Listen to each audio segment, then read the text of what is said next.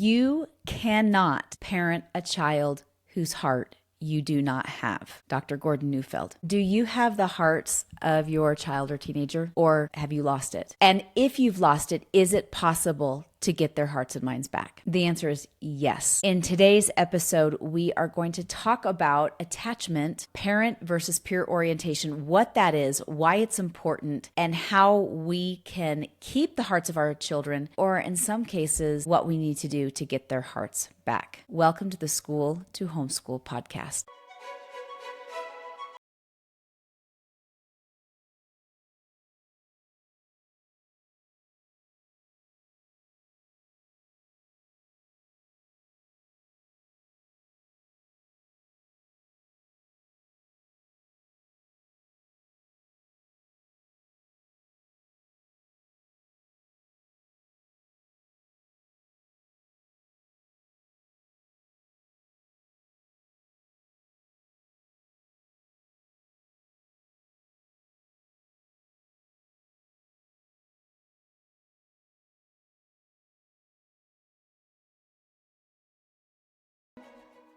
As I mentioned, you cannot parent a child's heart who you do not have. If you don't have their heart, you can't parent them. I first heard that from Dr. Gordon Neufeld when I very first, I was about a year into homeschooling when I heard that. And it stopped me in my tracks. Dr. Gordon Neufeld is one of the world's foremost in attachment psychology. He is an attachment psychologist, and that's his specialty. And this is of great import to me because, as I've mentioned in previous podcasts, I raised two children who are not my biological children. And they were my stepchildren, but I raised them. Biological mom left, and therefore she tried to come back a few times, but that's a whole nother story. But that caused some severe attachment issues for my boys. And who wouldn't it cause issues with? When a parent leaves, it severs attachment and it causes all sorts of problems. So this subject is very near and dear to my heart. More particularly, y'all, the whole reason I started this podcast, like we're talking the whole reason I started this podcast was for this very subject. Initially, I hired a podcast coach to help me get it started because I didn't know all of the technical stuff and what to do. And I'd been watching YouTube videos and I couldn't figure things out. So I decided to hire somebody. So I hired somebody to help me figure out like how to do it all. Like, how do you create an episode? How do you put it online? And, how do you do it all? And one of the very first things that she asked me, and she goes, well, what do you want your podcast to be about? Because a lot of times people have a hard time with deciding. And I said, I want to do a homeschooling podcast. And she said, okay, all right. And I said, let me be more specific. And she said, okay. And I said, a shift happened with me when we started homeschooling, and I started seeing the world very differently. I realized that I didn't have my kids' hearts, and homeschooling enabled me to take the hearts and minds of my kids back. I want to start this podcast so that I can help people transition out of the school system into homeschooling. But more specifically, like the deeper issue is that I want parents to not go through what I went through with my oldest two kids. And that was really hard. I'm not gonna sugarcoat it. We dealt with some big stuff with our oldest two. And I said to her, I want people to be able to take their kids' hearts back. I want people to be able to be better parents because they have their kids' hearts, because otherwise it's really hard.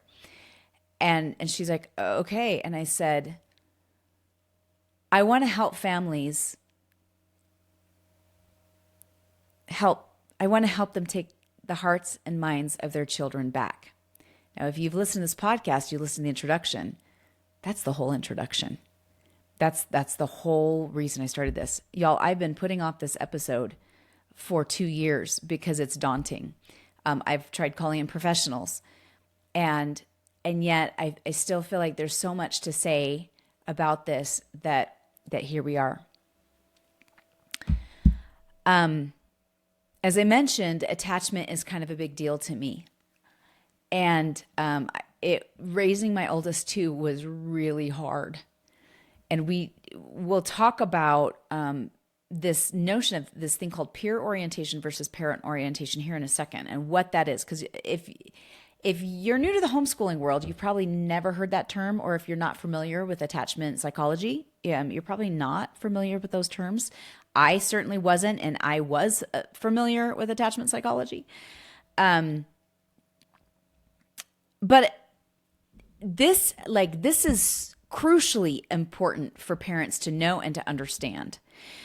I'm going to be using, the resource that I'm using is Hold On to Your Kids by Dr. Gordon Neufeld, who, as I mentioned, is an attachment psychologist, and Dr. Gabor Mate. And what they've discovered and developed as far as ideologies behind attachment psychology and what's going on. So before we get into that, I want to share, I was watching a YouTube video that came up, and it was why there's a problem right now going on in our society, in that Gen Zers and millennials are cutting off their parents who they deem are toxic. And it's becoming like a problem, not like it's one or two people, but like it's en masse. A lot of people are cutting off their families, saying they are toxic because they have different ideologies than me. And so I'm listening to this, watching this YouTube video of these ladies talking, and it was a really good interview. I really enjoyed it, but I felt like it was a Band-Aid over the real problem, because once you get to the root of what the real problem is, then the problem can be solved. And the problem really, as they're describing, what's going on, and, this toxic, people deeming this a toxic culture and their parents are toxic and we're going to cut them off. The real problem is that the parents have lost the hearts of their kids, and that their children are this thing called peer oriented versus parent oriented. So let me define what that is to make things simple. The question that we ask is, where do people go for emotional nurturing? And where they go to emotional nurturing lets us know if they are peer-oriented or parent-oriented. Now, here is the definition by Dr. Gabor Mate. The root of the problem is that children no longer look to adults for emotional support, the teaching of values, or the modeling of behavior. Peer orientation refers to the tendency of children and youth to look to their peers for direction, for their sense of right and wrong, codes of conduct, and their very identity. Peer orientation undermines family cohesion, sabotages healthy development, and fosters an aggressive and prematurely sexualized youth culture. For parents already challenged by the demands of our multitasking world and stretched by stark economic realities, peer orientation further complicates the task of child rearing. Children were never meant by nature to be in a position where they are today. Where they are so dominant in influencing one another. This state of affairs may be the norm today, but it's neither natural nor healthy. Historically, it's a very new development due to economic and social influences prevalent since World War II, resulting in a deep undermining of adult-child connections. Okay, so this is actually this notion that children are looking to their peers for guidance, their peers for identity, their peers for everything, as he mentioned, is a very new phenomenon. Like, it might be typical for us today because we're used to it, but it's only new in the last 4 generations, so essentially 80 years. And we see it, as Dr. Mate pointed out, after World War II.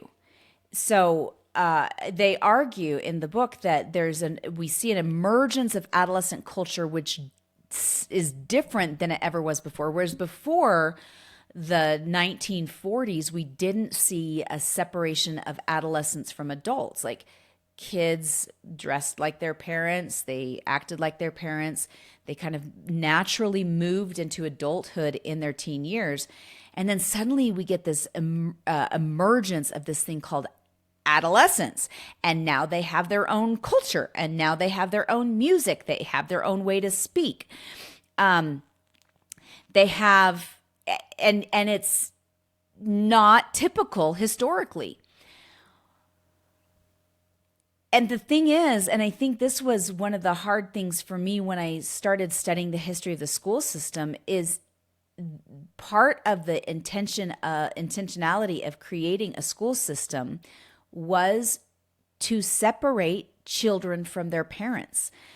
This is from Elwood Cubberley, Stanford's Dean of Education. This is in 1909, y'all. He says, each year, the child is coming to belong more to the state and less to the parent. So when we look historically at the emergence of the school system, for those of you that are new to the podcast, I do talk about this throughout the podcast. I've spent the last 5 years studying the history of the United States education system. And the more that I learn, the more disgusted I become. Because it was never about educating children. Not ever. Not ever. It was always about control. It was always about separating children from their parents. It was always about turning children into workers that could not think for themselves. And we see it. I mean, you just have to go online and watch TikTok, and we have a bunch of morons. Like we have a generation of idiots who cannot think their own thoughts. We have universities full of social justice warriors who are dumb as a box of rocks and can't tell you where they came from. You know, like, it's embarrassing. But when it was created in 1852, it was only adopted by initially Massachusetts. The other states actually rejected it. And then over time it was adopted because it was pushed into the other states. And then we see and it doesn't start like it starts as mandatory compulsory education. Like, you are required to send your children to public school, which is interesting because the founders of this continued to homeschool their kids or have tutors come in. So then we have, as we're getting closer to the turn of the century, we have John Dewey, who's a sociologist, a social scientist, who starts pushing, we see a pushing of whole language learning as opposed to phonics. So they throw out the New England primer. They start using this whole language learning model, which then creates all sorts of problems. Some people contend it created, this is what we see, where we see the advent of dyslexia. You know, and there's arguments for and against that is the ultimate creation of it. Like, was this, again, some people are like, no, it's a brain thing, right? I'm not getting into the arguments of dyslexia because I don't frankly know enough about it. But we do start seeing an emergence of this thing called dyslexia at this point. We see all sorts of other problems coming in.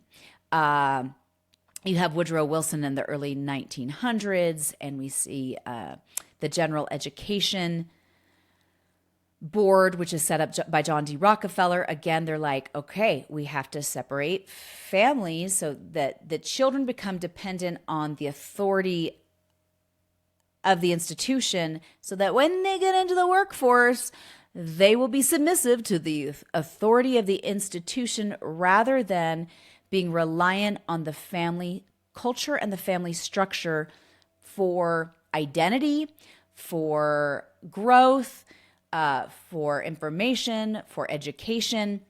Like, this was all very, very intentional. They start changing how curriculum's done. We see a leaving of history and this emergence of social studies and the social sciences. And by the way, the more you dig, the more you find out especially as at the turn of the century, they're very steeped into Marxist ideologies. And if you know anything about Marxism, one of the goals of Marxism is that children become wards of the state, because those that control the minds of the children control the world. They knew that. So then we still are having a one-room schoolhouse. Like my husband's grandmother, who is 102 years old and still thriving, went to a one-room schoolhouse when she was a child. She was born in she's 101 years old. No, 102. Anyway, she in the 20s, she went to a one-room schoolhouse in the 20s and 30s. They decided to do high school. Then we see a pushing the 1930s of high school, secondary education. Before then, only some kids went to high school. Others started going into following their families in their trades and different things.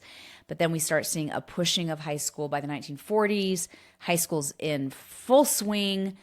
And that's when we start to see an emergence of this adolescent culture. The other thing that was happening during this time is that the school days were going longer and longer and longer, which is funny because even then compared to now, we spend far more time in the institutionalized school system than they did back then. Like per hour, like the number of hours and days that are spent are far longer now, and yet our reading literacy rates have plummeted compared to what they were even in 1852. Like we've become a nation of idiots. Okay, so this is super important because this is when we start seeing this thing called peer orientation versus parent orientation. We start seeing a separation where children start to rely on their peers as their compass points versus the natural order of things, which is their parents and elders as their natural compass points. And so I'm going to be using this term peer-oriented versus parent-oriented. Here are some signs of peer-oriented children. And we're going to talk about why this is problematic here in a second as well, because it's a big problem. And I see it with not all public school kids are peer-oriented. I need to say that. Most are that I've met in my lifetime. Not all of them, but most are. Okay, so here are signs of peer orientation. See if this sounds familiar to you. That their peers matter more to the child than the parent. That they prioritize friends' opinions over parents' or teachers' opinions. That they mimic the behavior of their friends. Right? There's a whole fashion industry dedicated to teenagers. They seek validation from their peers. They are resistant to adult influence. They have difficulty in school. They go there to socialize, not necessarily to learn. Not that they don't. And that's not everybody, right? Some kids do fine in school, but they're still peer oriented. There's increased anxiety and insecurity. There's changes in mood and behavior. In the book, I thought it was interesting because they compared it to almost like having an affair. And I saw this with one of my older kids where I would try to talk to him and he'd shut his door in his room and he wouldn't want me to listen. And he wanted to keep things between he and his friends very secretive. And they said it's kind of like an affair. They don't want the other party, they don't want the parent to know what's going on, that everything is private, and they don't want to share anything about their lives. Right? Does any of this sound familiar to you? Like for me, when I read those signs, I was on a walk and I started to cry. And this is like 4 years ago, 4.5 years ago. And I was like, that's what happened to my boys. And you'll see again the mimicking of the behavior, and they're always the validation from the friends. So a couple years ago, we had some friends over for dinner, and the mom came and said, "Hey, sorry, my daughter didn't come tonight." And I'm like, "Oh, what's going on?" And she just started to cry. And she's like, she's just been awful. Like, she won't talk to us about anything. She only wants to talk to her friends. And she won't share anything about her life with us at all. At all.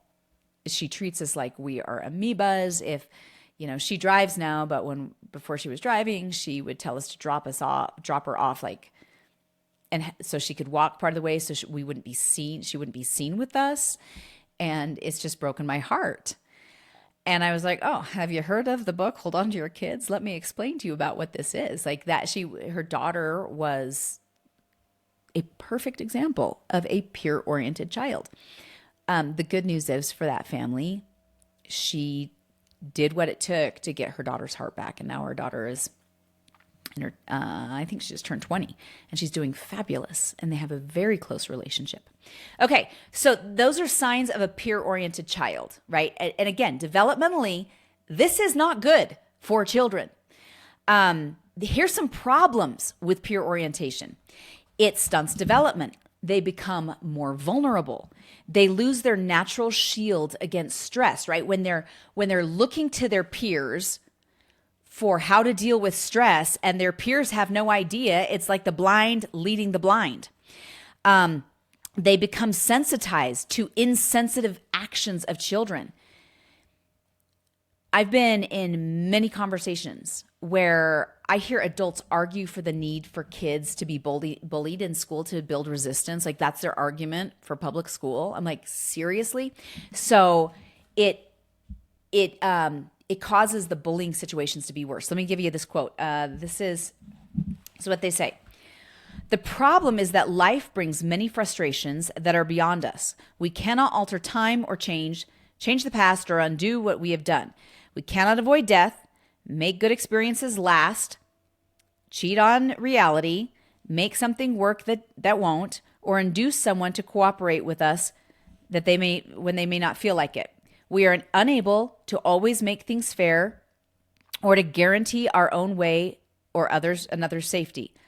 Of all these unavoidable frustrations, the most threatening for children is that they cannot make themselves psychologically and emotionally secure. These extremely important needs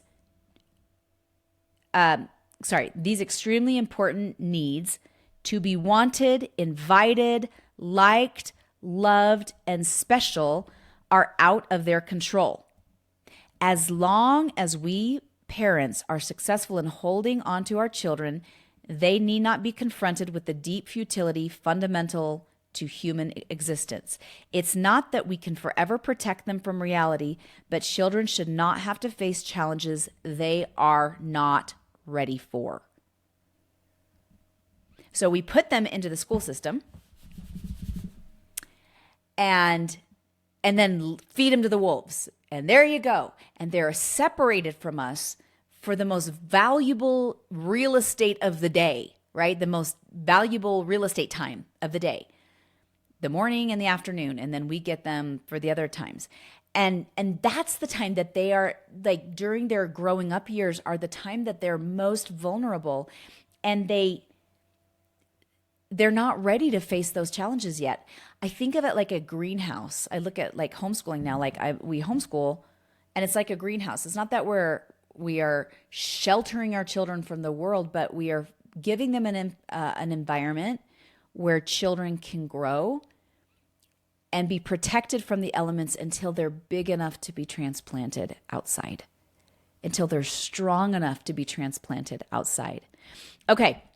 So other problems with peer orientation: vulnerability. They start to be shamed by their peers. They get insecure relationships, stuck in immaturity through adulthoods. Y'all, if you look at 50s plus communities, oh my gosh, they started popping up. And by the way, that they're 3 generations in. We also see grandparents who would rather spend time with their friends than they would their grandkids. I happen to know a set of grandparents like that. These kids need constant need for approval. They need love and significance. They're unable to rest emotionally, but those needs are never met. They can't let go of things. They they're perpetually unfulfilled. They're less able to adapt. And then we see a creation of bullies and victims. Okay, get this. I quote, according to the New York Times, in one of the largest studies ever of child development, researchers at the U.S. National Institute of Health reported that about a quarter of all middle school children were either perpetrators or victims, or in some cases both, of serious and chronic bullying. Behavior that included threats, ridicule, name-calling, punching, slapping, jeering, and sneering. Y'all, I have dealt with this with my kids in public school, and I've dealt with it with almost all of my kids, minus one who we pulled in second grade. That's when we started homeschooling. And like, I've talked to parents, like the bullying is rampant and we pretend like it's not, but it is, and it's bad. It's emotionally unhealthy. And again, it's a sign of peer-oriented kids. They don't know how to deal with the bullying, because there becomes domination without caring. And oftentimes kids will give sex as an expression of an attachment hunger. Other signs or other problems with peer orientation: the students become unteachable. Y'all, I hear people say that homeschool kids are weird. But let me tell you, something that I've observed since leaving the school system is that homeschool kids oftentimes seem immature, right? And this is what I started discovering, is that it's not inappropriately immature. Like, that homeschool kids are generally developmentally at an appropriate maturity level. So I often will see the homeschool kids are not sexualized. Oftentimes they don't have boyfriends or girlfriends when they're 11 or 12 or 13, times that it's not developmentally appropriate, right? Or in some cases 8 or 9. Like, I had my friends say, oh, my son's really depressed. He doesn't have a Valentine this year. And I'm like, he's 10. And she's like, I know. And like, all of his siblings have had boyfriends or girlfriends since they were like 8. I'm like, that's not developmentally appropriate, right? But there's this, like with kids, it's not developmentally appropriate for them to be overly mature and overly sexualized. Y'all, that's not normal. Historically, it's not normal. It might be typical today, but it's not okay. And it's not historically typical. Okay, so those are signs of kids whose hearts belong to their friends. But y'all, their hearts need to belong to us. So what do we need to do to reclaim their hearts? Okay, and I've said this so many times. The single most important thing that you're going to do, especially like as you're in the deschooling phase, for those of you who are starting homeschooling, those of you who are not homeschooling, you're just public schoolers and you came upon this video, you might want to consider homeschooling. Just think about it. I'm going to put that little bug in your ear. But the main point is to establish relationship. So the primary goal is not to change conduct or behavior. Now, I've had kids who have gone to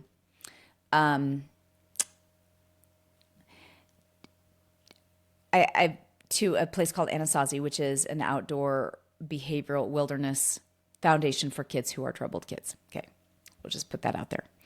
I've had a couple kids go to that foundation, and it's phenomenal.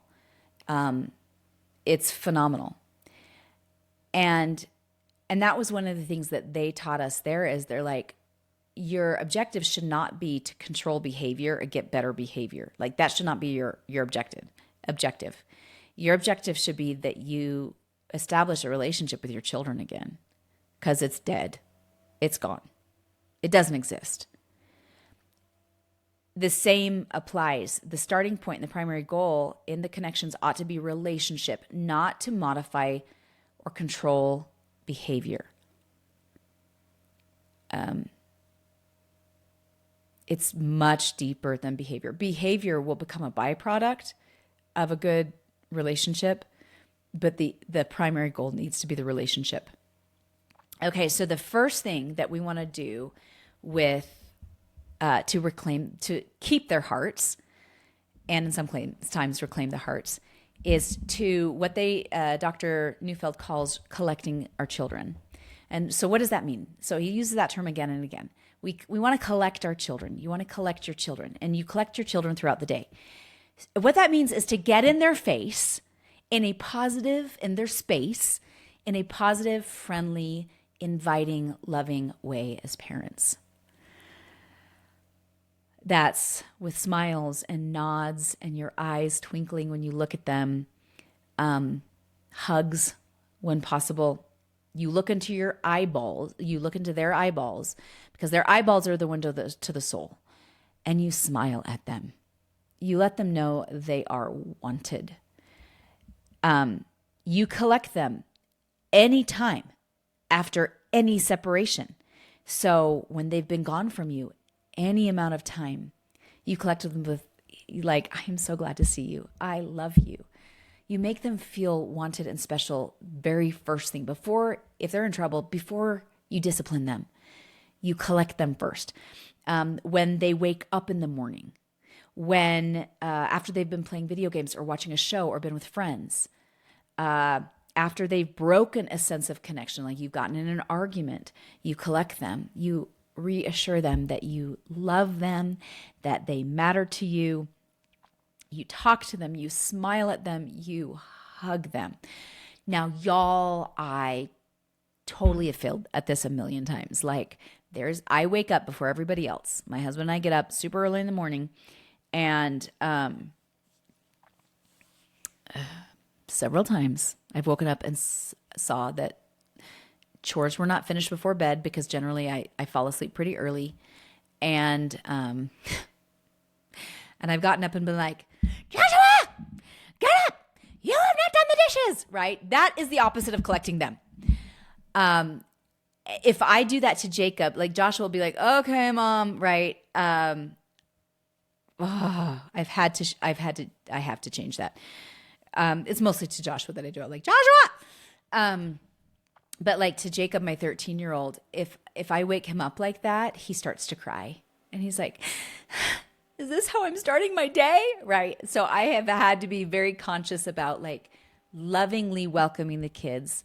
And they want it. They want to be collected. And so we collect them throughout the day. Every time there's any form of separation, even for an hour, we collect them. We reassure them that we love them and we want them.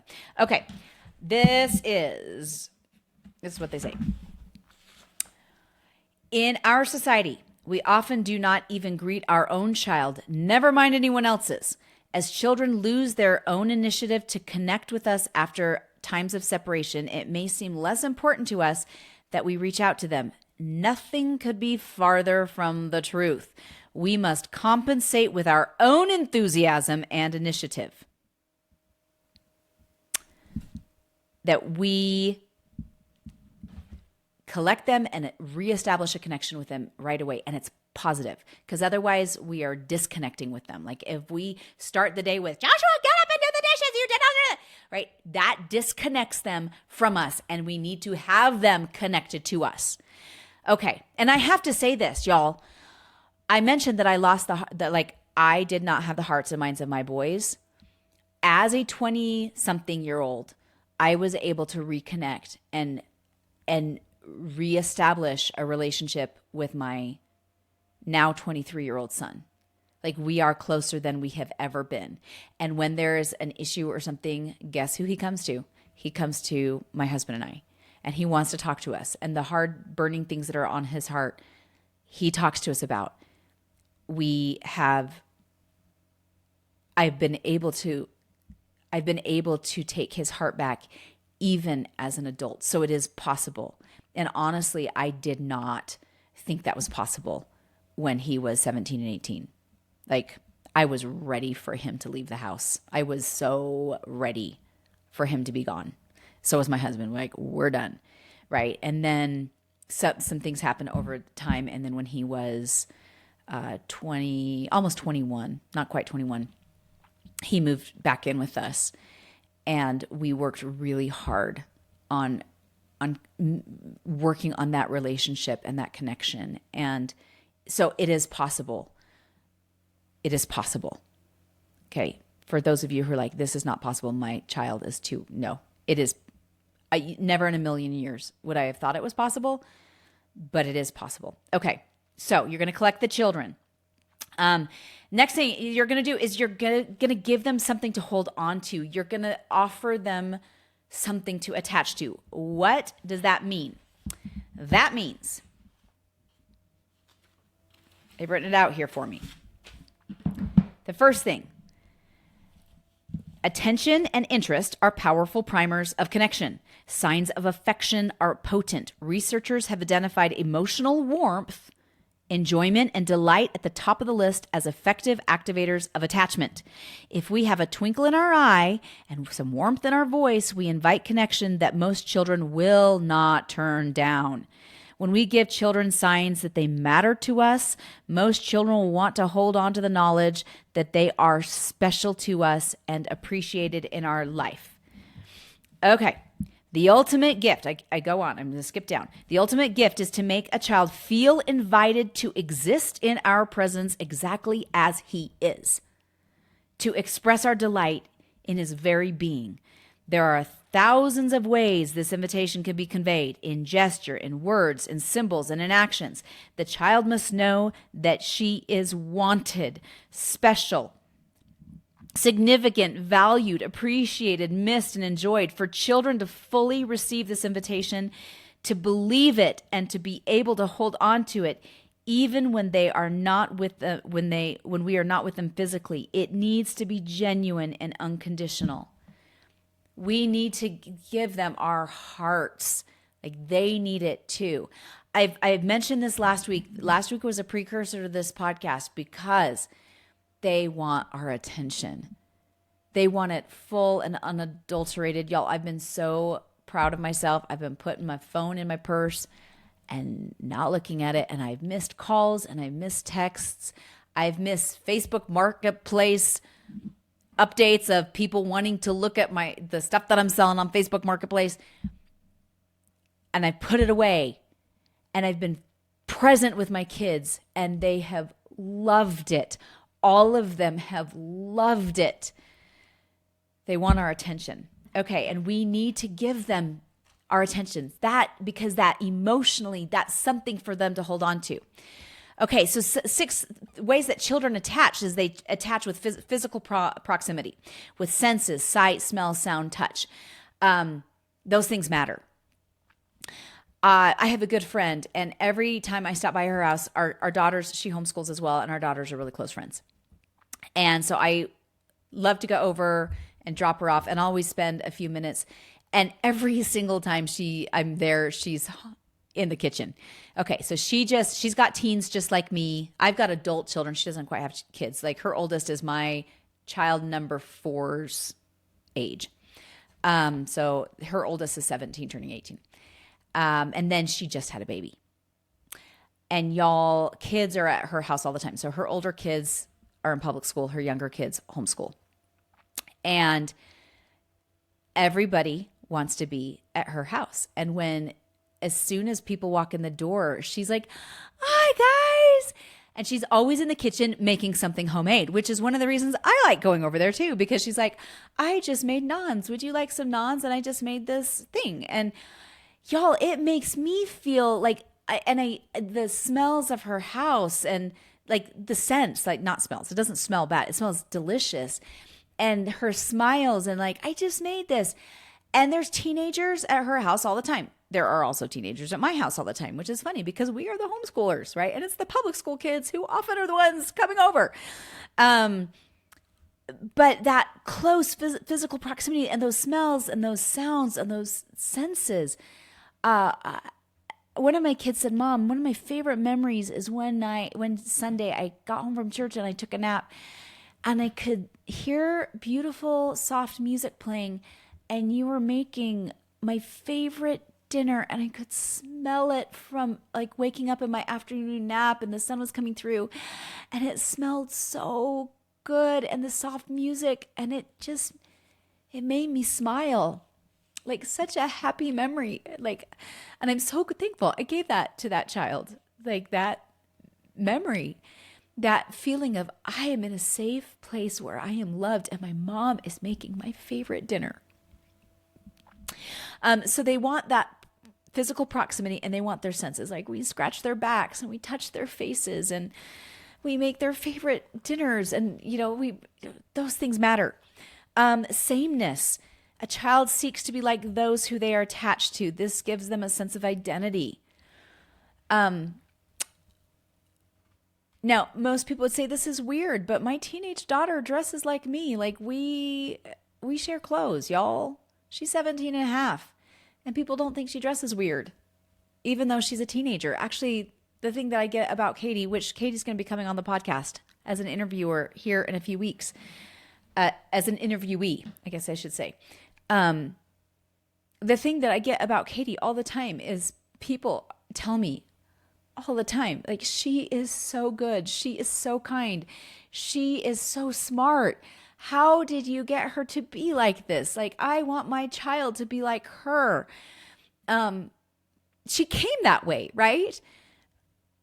But when I started seeing that I was losing her heart, because when we pulled the kids 5 years ago, y'all, I saw I was losing her heart. I didn't understand parent versus peer orientation back then. I didn't know what that was, but I knew that I was losing her heart. And I was able to take that back. And the reason that she is such an awesome kid is, number one, she was born just awesome, but all kids are. All of them are.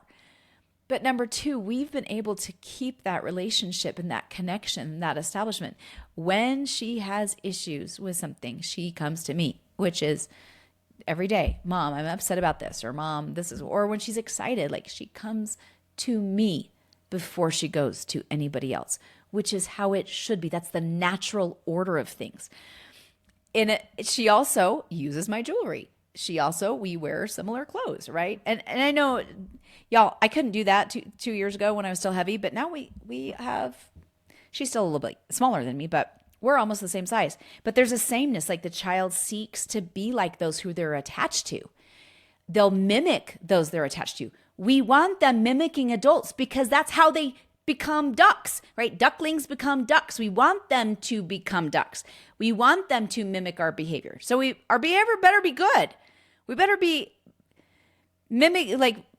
demonstrating good behavior. I've gotten much better with my language around my children. But one day when Katie was little, I heard her swear. And I'm like, why would you say that? And she's like, you say it. I'm like, oh my gosh, I must be better, right? We need to mimic that behavior, but the child wants to be the same as us, right? You'll see, like, children want their dolls to dress like them and behave like them, right? It's the natural order of things is that when we are oriented to someone, when we are attached, we have that attachment, those attachment bonds there, that they want to be similar. They want to mimic. They attach with belonging and loyalty, right? They're going to be loyal to the person that they're attached to. They want to know that they're significant, that they matter to somebody. So that's why we put away our phones, because that tells them you matter to me more than this phone. They need the feelings of warmth and affection. They need to be known. They need the pursuit of closeness. They want to share their secrets with somebody. So this was really fascinating to me, is parent-oriented kids do not keep secrets from their parents. Peer-oriented kids will. They absolutely will. And we'll talk about this here in a second, but they also keep the innermost secrets from their peers too, which we'll talk about, which is emotionally not healthy. So, but they don't keep secrets from their parents. Now, I got a call this week from a mom, and she knew that I was going to be talking about this, and she said, I have to tell you something. I have to tell you the story of what happened to my daughter. So her daughter is 14 turning 15. They started homeschooling 2 years ago. No. Is that right? Let's see. She had just finished 7th grade when they started homeschooling. Okay. So, and now she's going into 10th grade. So she told me her daughter, was like, Mom, I have to tell you something. So this happened this last week. I have to tell you something. And she's like, what happened? She's like, a girl at church who I used to be friends with at church and school, told me that she took my picture and has been using it to catfish boys. Okay, so what does that mean? I had to find out. I didn't know what catfishing was. So she said, and I'll tell you here in a second. She said, Mom, I gave her my picture. Like everyone was sharing pictures, and it wasn't inappropriate. Like it wasn't a naked picture. It wasn't sexting. It was just like a little snapshot of her. She's like, everyone at school was like sharing pictures with each other of themselves, and not inappropriate ones, but here's the picture that I shared. And it was just a snapshot of her, and she's super cute. And this girl, over the last few months, again, that was 2 years ago. She's like, Mom, I just went with the flow. I did what everyone else did. I didn't even think about it being like weird or unusual. And she goes, some kids were sexting. I didn't do that. But, and by the way, if you don't think your kids are sexting and you know that they're peer oriented, you may want to look into it. Snapchat is not your friend or theirs. Okay. I digress. So she said this girl took her picture over the last few months and was going online conversing with boys with this mom's daughter's picture, which was a violation of privacy, and is just invasive and a violation, period. And so the girl's like, sorry about that, but I think you're prettier than me, and I don't like how I look, and I feel ugly, so I used your picture. And this girl felt really, really betrayed. And she's like, what the heck? Anyway, so the mom said, okay, let's talk about this. And the mom called the other parents and said, she's been using my daughter's picture. I don't know what else she's been doing, but she's been using her picture. And they said, well, we'll talk to her. Didn't get an apology. The parents didn't see any problem with this girl using someone else's picture to connect with boys online who she's never met, who could be, 45-year-old men behind the computer screen, right? And so they asked for a cease and desist, like you are to remove her picture, anyway, all this stuff. So this mom said, it's all been really upsetting, this whole situation. Thankfully, it could be a lot worse, but it's not. She said, but my daughter and I sat down and had a really long talk about things, and at her daughter's request, she's like, can I talk to you about some things, Mom? And she's like, sure. And her daughter said, I used to do what everyone else did. Like, I just followed the crowd because I didn't know who I was. And being with you for the last 2 years since we started homeschooling has been really healing for me and for my heart. And now I know who I am, and I know I'm important, and I know I'm loved. And so when I see girls, other girls that I went to school with, or I see girls at church, and they're like, oh, this is what we do. She's like, I don't feel like I have to do what they do. I have confidence, Mom. I like who I am, and I like who I'm becoming. And this mom said she just broke down in tears. She said, I didn't have my child's heart. She goes, I knew I had her heart. And because I've gotten her heart back, she has received her self-esteem from me and from my husband. She's like, if I could shout from the rooftops, pull your kids to homeschool and then connect with them. She said, I would. She's like, tell them they need to. And I'm like, I do every week, right? Kids have this drive for connection, y'all. They have this drive for connection. And if they don't get it from us, they're gonna get it from somebody else. Okay, the next thing that we need to do is we need to invite dependence. Yes, you heard that correctly. They need to become dependent emotionally on us. This is, and they clarify. Dr. Neufeld clarifies. Here, our new world preoccupation with independence gets in the way. We have no problem inviting the dependence of infants, but past that phase, independence becomes our primary agenda, whether it's for our children to dress themselves, feed themselves, settle themselves, entertain themselves, think for themselves, solve their own problems. The story is the same. We champion independence, or what we believe is independence. We fear that to invite dependence is to invite regression instead of development, that if we give dependence an inch, it will take a mile. What we're really encouraging with this attitude is not true independence, only independence from us. Dependence is transferred to the peer group. Mic drop, y'all. We need to act as our children's compass point. We are meant to be their guide and to acquaint them with the world. Think about being in a foreign country, and they use this example in the book.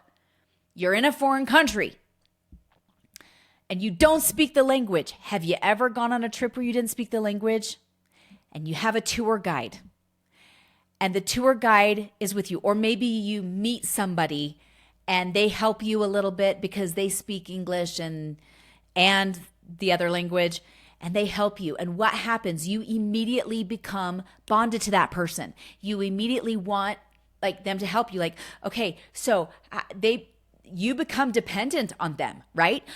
You need their help. The tour guide, we were in a foreign country that did speak English, and I'm still the tour guide's at this time, the bus will be leaving. You can find me here if you have any questions. And so I was like, oh, okay, there's where the tour guide is. Okay, bus is leaving at this time. I needed the tour guide to help me acquaint with the world when I was in that different country. I needed their help. Children are the same way. They need us to be their compass points. We have to remember, quote, that children are in need of being oriented and that we are their best resources for that, whether they know it or not. So some things this is what we're going to do today. This is what we're having for dinner tonight. Let me show you how this works. I love In the Help. And I can't remember the character's name, but she would always say to the children, she'd take them by their little faces when their mothers were awful to them, and she would take their little faces and she'd squish their faces and she'd look into their eyes and she'd say, you are kind, you are smart, you are important, right? They gained their self-esteem, their orientation of the world, that dependence on us. That is our job, is to be their compass point. So last week we were at the farmer's market, and there's this little store off the side of by the farmer's market. It was a church that they turned into a little, an old church from the early 1900s that they turned into this cute little boutique. And so my 17-and-a-half-year-old Katie and I went into the boutique, and she's like, oh, Mom, look at that dress. And it was adorable. And so I said, do you want to get it? You're due for a couple new dresses. And she's like, can I try it on? I'm like, yeah. So she tries it on. And I looked at her in the mirror. So I went and she's like, come with me. I'm like, okay. So I look at her in the mirror, and she looks at me, and I said, what do you think? And she's like, I like it. And I said, she goes, and then she turned to me and she looked at me and she's like, Mama, do you think I look pretty in it? Because I'm still her mom. And I said, of course, no, honey, you don't look pretty. You look beautiful in it. And she just went, I think I do too. She still needed me to be her compass point. She still needed me to be her compass point.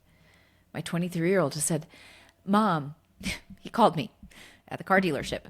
He called me and he's like, or at the car repair place. He's like, Mom, I can't get a hold of Dad. I'm like, what's going on?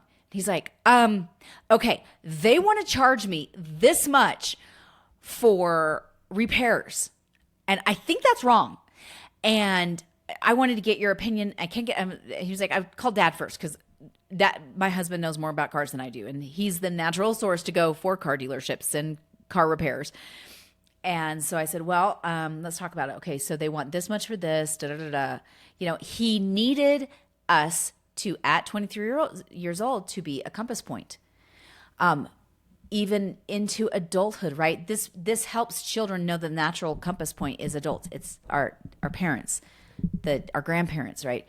I had a business question about something. And I called my dad and I called my father-in-law because the natural compass point is to call them. I didn't call my friends. I didn't. I called my dad and my father-in-law. We become their compass points. So we need to make the relationship a priority. We need to shift from worrying about their behavior to worrying about the relationship. And we need to parent with attachment as the goal. Okay. I love this. When our children abandon us for their peers, we feel just as violated, angry, and humiliated as we would in any other relationship we deeply cared about. It is it's natural when wounded to recoil defensively, withdrawing emotionally to avoid getting hurt even more. This is when we need to be parents. I continue. This is when the defensive part of our brain gives us the urge to back out of vulnerability territory to a place where insults no longer sting and the lack of connection does not turn the stomach. Parents are only human. Withdrawing our attachment energy may defend us against further vulnerability, but the child experiences it as rejection. We need to recall that the child is not consciously setting out to hurt us. He's only following his skewed instincts. So even though it's hard when our children are peer-oriented and we're working on reconnecting with them and collecting them and taking their hearts back, we cannot unattach from them. Even though the natural instinct is to do that, we have to continue to attach. So we need to help keep our kids close. Let them know that they matter, like I've said. Kind tones, compassion, understanding go a long way. Discover their attachment language and hone in on it, much like their love languages.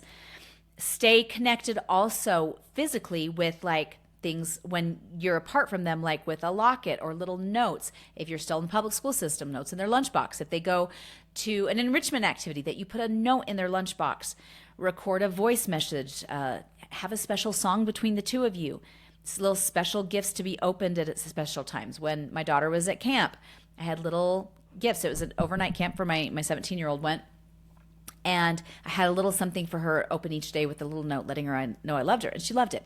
Texts. My husband's really good about sending texts to the kids that he loves them and he's thinking about them. Now we have a family text group that everybody texts, and they'll, even our 23-year-old's like, oh my gosh, this is the most hilarious picture, right? They want to stay connected. I loved, and I mentioned record a voice message. Y'all, so I have a sister who passed away 10 years ago. And my nieces and nephew, for my brother-in-law, one year for his birthday, my nephew had kept on his phone my sister leaving a message for him. She's like, hey, buddy, just thinking of you. I love you. Okay, bye. They took that and they put it in a Build-A-Bear recorder, and then they put it in a stuffed animal for my brother-in-law. And he opened the gift and he's like, oh, it's a teddy bear. They said, squeeze the hand. So he squeezes it and he's like, and they hear, hey, just thinking about you. I love you. I miss you. Okay, bye. And my brother-in-law lost it just to hear her voice again. Anyway, record a message. If you have a Yoto player, you can do little cards and record your voice. Okay, the ultimate goal is helping our children to keep us close, is to cultivate a profound intimacy that our children's peers cannot compete with. I mentioned this a little bit earlier, but kids guard their innermost feelings even with their friends, particularly when they are peer-oriented. They keep the vulnerable stuff inside, unless they're parent-oriented, and then our job is to pull those things out. So the secrets that kids share with one another are often secrets about another's or information about themselves that does not give too much away. The vulnerable stuff rarely gets said. That's fortunate for parents, since the sense of closeness that can come from feeling deeply known and understood is probably the deepest intimacy of all, creating a bond that can transcend the most difficult of physical separations. The power of such intimate parent-child connection cannot be overstated. So if they keep those things in and they don't share it and they're peer-oriented, it becomes very self-destructive for them. And y'all, the inconvenient times that they need us to share with us, to talk with us, to walk with us, oftentimes, like if we can get them out and we need them to share, like times in the car as we're driving in the car, times when we're walking with them or cooking alongside of them, those are times that allow them to share what's on their heart without like staring at their faces. Those times are crucially important. And oftentimes it comes at very inconvenient times. The other night, Joshua came in and he had been with his friends and he started to cry. And I was like, what's going on? And I was so tired. My husband had gone out of town with another child and I was so tired. And it was so late. And he said, Mama, I need you right now. And so he laid down next to me and I patted his head and he's like, tickle my face. I'm like, okay. He is 18 and a half, right? And I'm tickling his face. And he said, somebody said something that really hurt my feelings. And this is what was said. And it really bothered me. And, I don't know if I should call and confront them because I don't know if they intentionally meant to hurt my feelings. And I'm like, well, that was pretty rude. So what they said. And so he's like, how do I deal with this? And I just mostly listened. And he talked for 2 hours. And finally at midnight, I said, baby, are you doing okay now? And he's like, yeah, I'm okay. I said, good. I love you and I need to go to bed because I'm so tired. He's like, okay, I love you, Mama. And he went up to bed. It was not convenient. That was not convenient. There's been other times that I've totally failed. It was an inconvenient time and I failed. But I did okay the other night. Those are the times that are the most important when it's inconvenient. We have to remember that. Okay, some things that we need to do is structure and impose restrictions. What does that mean? We need to impose order on a child's behavior, establish structures that cultivate connection, such as family dinner, make those things non-negotiable. This is another suggestion they give. The first step in creating this kind of closeness is to draw the child out. Although many children need an invitation, asking them what they think and feel seldom works. Sometimes the trick is finding the right kind of structure. Regular outings together, shared tasks, walking the dog. With my mother, it was when we were washing the dishes or picking blueberries together that I would share the thoughts and feelings that hardly ever came out otherwise. The closeness I felt at those times was very special indeed and went a long way to create an enduring connection. And so we need to create times of connection with the kids and allowing for that time of connection, like they said, walking the dog or different times when it allows them time to connect with us and to share those things with us. And then we also want to restrict things that weaken connection. So actually, y'all, I don't do overnights with my kids for lots of reasons. I used to. I stopped. I mostly stopped once we had a birthday party and this kid vomited chocolate all over my floor, and then another kid peed on the couch. Not in his sleep, like he wet the couch. And anyway, that's when I decided we will never do sleepovers again, ever. I didn't. His mom was like, "Oh, by the way, I forgot to tell you, he wets the bed. Did he wear his pull up?" I meant, and I thought, "Oh my gosh!" And they were like 10, so the other kids didn't know, right? Anyway, it was awful. But there's far deeper reasons that we don't do sleepovers. Like I've heard horror stories. Thankfully, we've never had any horror stories of sleepovers. But things like sleepovers, sleepovers weaken connection to us, and so we have restrictions on those. Structures and restrictions safeguard the sacred. I love that quote. Here we go.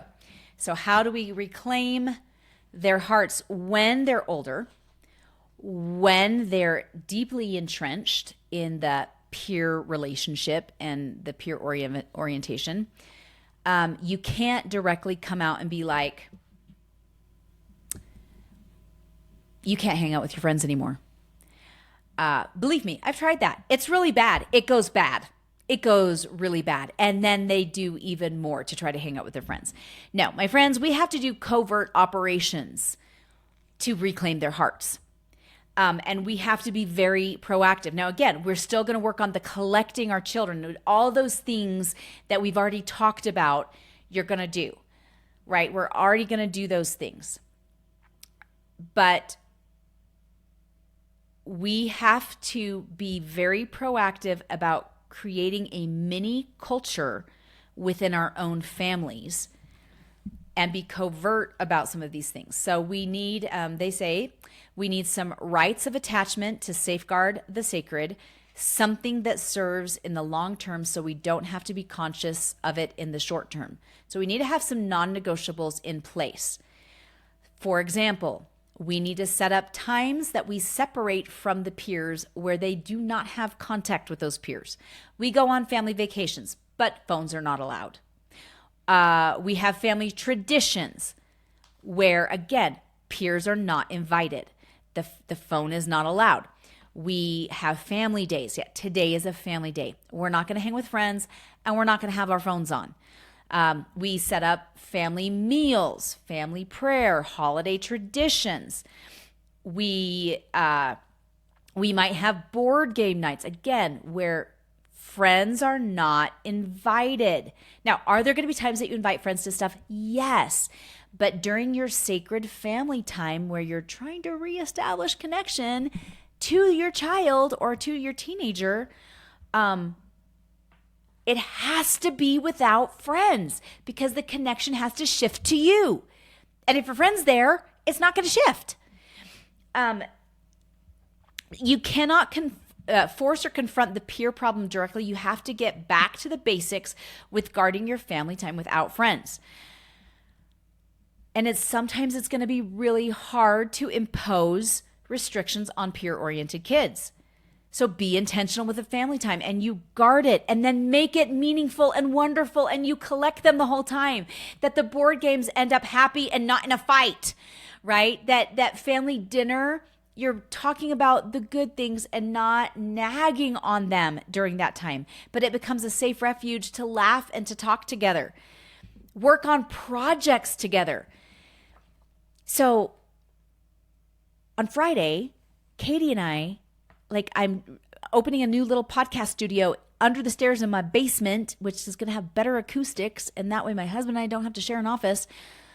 And I found a free desk on Facebook Marketplace that I wanted to turn into a bright green desk because I want to color saturate that little space. And my husband's like, what? And so Katie and I spent most of late Friday afternoon and late into the evening sanding down this desk and painting the little soon-to-be podcast Harry Potter studio that is under my stairs, which I'm super excited about. And we loved it. We worked on a project together and it was fun. Y'all, we do flip houses so that our kids can help connect with us. Um, and granted, my husband's in real estate, so it's a lot easier. So if you don't normally do flip houses, okay, I get it. You're not going to do a flip house. But if you can come up with projects that you can do together, we're going to clean out the garage together. We're going to go volunteer here and hike, and do this service project together. We're going to go feed the homeless together. There's this really cool service place in, like, this church does it. It's called Love Thy Neighbor, where you can go every second and fourth Saturday and help build beds for the homeless. And you build it and cut it and sand it and all the things, and you do it together, like projects, like, oh, great things. Play games together, walks, have bedtime rituals with your children. Indirectly limit the contact with the peers. And if technology flames the competition, put limits on it or get rid of it altogether. Now, I have tried doing that in the past, and I did have a child who went out and bought a burner phone when we got rid of the phone. Hold off on getting your kids' phones as long as possible, like smartphones. Hold off as long as humanly possible. And if you need to, take away their phones. Take them away if you need to. Might they get burner phones? Yes. One did. Another child did not. He did not go to buy a burner phone, but he was really mad. And they get mad. They will get mad. Right? So, but otherwise, indirectly limit contact. Oh, you can't hang out with friends today because we've got to take care of these things. You can't hang out with friends today because I need your help doing this. We can't hang out with friends today because it's a family day and we're going to do this really fun thing, right? It has to be covert. Plan ahead and be prepared for a very rough ride. Take hold of ourselves and our emotions, y'all. We have to be the adults. And even when our kids lose their shiz, I said shiz, not the other word. You can utilize grounding when appropriate to separate your kids, right? You're sorry. You broke the rules. You can't hang out with your friends and you can't have your phone. A lot of times kids understand that. The more peer-oriented, steeply oriented a child is, the harder it becomes. Like I said, we've dealt with tough stuff. And in some cases, you may take drastic measures. Like I had a friend who started homeschooling to get her child's heart back. She started homeschooling before me. She didn't know. I asked her, why'd you start homeschooling? She's like, because I'm really worried about the influence that some of these kids are having on my daughter. Like, she's becoming so depressed and I feel like I need to bring her home. Like, she naturally felt that instinct as a mom, scared her to death. She quit her job, all the things, brings her daughter home. And then there was still problems with one of the neighbor kids. And it got to the point that they were so concerned with their daughter that her husband and she prayed and prayed and like, what do we do? And the answer came, you need to move. Like, full on move to a different city. Now, they upended, and she was not the only reason, but that was one of the major factors of them moving. So he found another job in another city closer to family, and they moved. And sometimes it requires something that drastic when none of the other measures work. Sometimes it does. We sent 2 of our kids to a wilderness program to help deal with the mental health and everything else. And sometimes you have to take drastic measures because our kids matter. They matter more than almost anything else. That's why we continue to homeschool, my friends. That and the education system's a mess.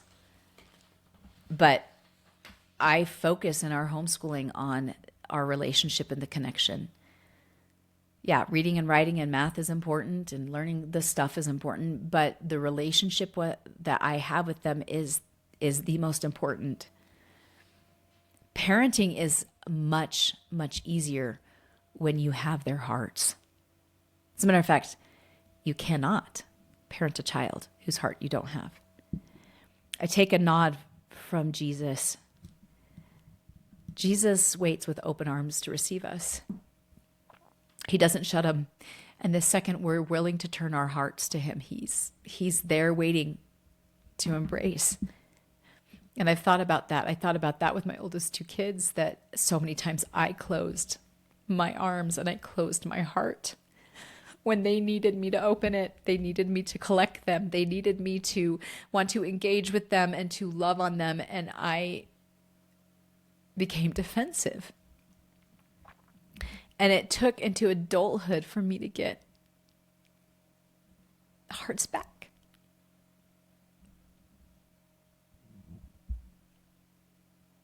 Focus on the relationship. Take their hearts back. It's time, if you haven't already. And if you have their hearts, keep their hearts. You are doing so much better than you think you are. You got this. We'll talk next week.